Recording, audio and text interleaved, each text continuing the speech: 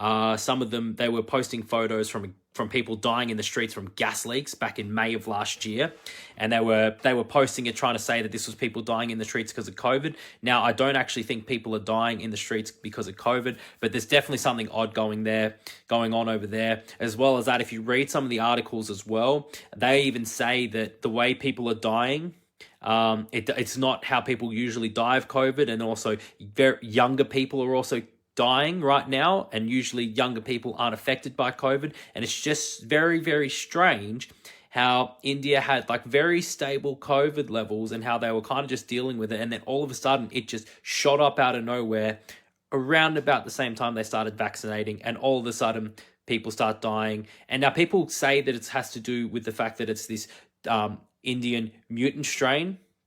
But the other thing about all these strains is all of these strains seem to come out of places where there has been a mass vaccination campaign.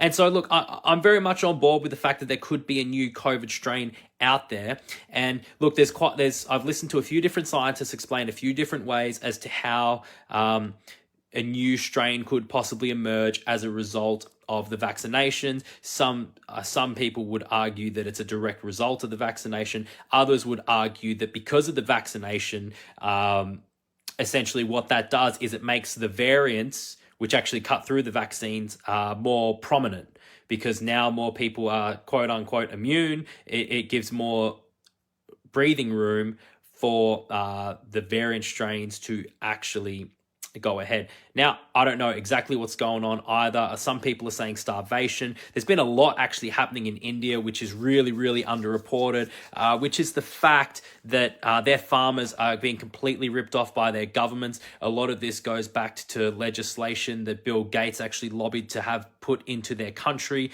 And so a lot of the farmers over there are really struggling to make a living. And, you know, they've been out in mass protesting for a long time now. And so some people say, are there people dying of starvation and possibly other things, not getting access to medication, et cetera, et cetera. I think there's a lot in India that's not being reported on. And look, we know that it's very, very easy to actually fudge these COVID statistics by just sticking a PCR test up somebody's nose, or depending on the country, they might just actually assume a COVID death. But regardless, there is something awful happening in India, and it's not good. Like, the world is seriously in pain now. And, you know, I've just talked about Colombia, Australia, America, India, right? There's a lot happening in the world right now.